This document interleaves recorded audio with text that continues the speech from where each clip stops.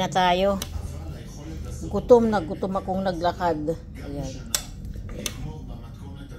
Ayan, akala nyo matakaw din ako sa isang araw. Minsan lang ako kumain. Ayan, tama na yan. Ayan.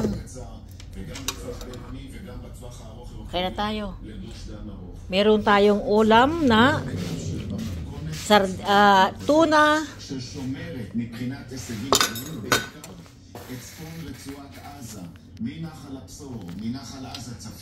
Dito lang. Meron tayong tuna. Ayan po. Tuna yan, masarap. Tapos meron tayong egg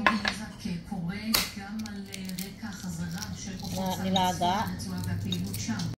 At saka meron tayong piniritong talong. Ayan, ilagay na natin dyan. Ayan. Masarap po ang piniritong talong. Tapos mayroon tayong tuna at nilagang egg. Tapos lagyan natin ng ito, siyempre liquid seasoning na toyo. Mayroon na itong kalamansi. Toyo mansi. Ayan. Tapos meron tayong salatim. Ayan oh. Wow, masarap po yan. Ang nilagay dyan, kaya makintab-kintab, olive oil. Pipino with onion. Tapos ito naman, sweet and sour na cabbage with lemon. Ito naman, avocado with egg and onion. Masarap po. Wow. The happy breakfast!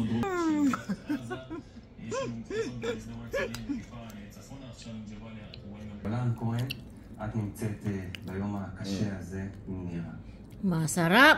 כן, אנחנו נמצאים בבארי, אחד מהמקומות שספג את הפגיעה הקשה ביותר. ב7 באוקטובר נרצחו 100.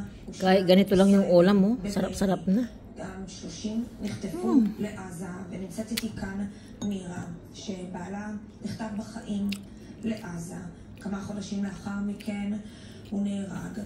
ואלי גיסך נמצא עדיין שם, ואת אלי עוד ניתן להציל. ואני מניחה שכל השנה הזאת היא קשה עבורך, קשה עבור הילדים, אבל היום אולי זה קשה יותר מתמיד. מתעורר ואתה אומר לעצמך, יש המון תמיכה, יש המון אנשים טובים באמצע הדרך שעוזרים מכל מיני כיוונים שהם. יש לנו ליווי של קצינה ושל נציג של המנהלת שבאמת מלווים אותנו מהיום הראשון. ויש לנו קהילה חזקה פה בבארי שעוטה של הישראלים. תודה רבה נירה, אבל אני חושבת שבאמת נוכל להגיע לתקומה ונוכל לאפשר לכל כך הרבה משפחות להתאבל, להתחיל להשתקם מהיום הנורא הזה, רק ש101 חטופים. שי בנקר, שלום, תודה שהגעת לאולפן שלנו. שלום לכם. שמענו את הדברים שאומרת גם נירה, גם מה שהוסיפה לנו יולן, ובאמת נדמה שבלי להשיב את כולם הביתה, אנחנו לא נוכל להגיע לשיקום אמיתי מה-7 באוקטובר. אני עדיין ב7 באוקטובר, אבל ב7 באוקטובר מבחינתי עבר יום, אולי חצי יום. אני רוצה להזכיר לכולם שעומר חולה קוליטיס. זו מחלה שהיא מחלה כרונית, שבמצבי לחץ וסטרס היא פשוט מתפרצת. מחלה כרונית במעיים, ללא טיפול נאות וללא התנאים שאנחנו יודעים שהוא לא נמצא בשום תנאים הגיוניים לאף אדם.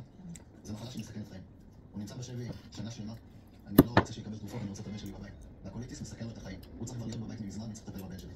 אתם חווים את ה7 באוקטובר בעצם כל השנה, כל הזמן, עם התקווה והייאוש שמתקתקים בין הדבר הזה. אבל בכל זאת, מה היום הזה סימבק? יכול להגיד שיש ייאוש, לא קיים ייאוש. בבוקר אני כבר בירושלים, על השישי, 6:29 הידוע, עם כל הירי וכל ההזקות, אז אנחנו לעשות wake-up. מבחינתי זה עוד יום. אני היה לי זכות להיות בייאוש.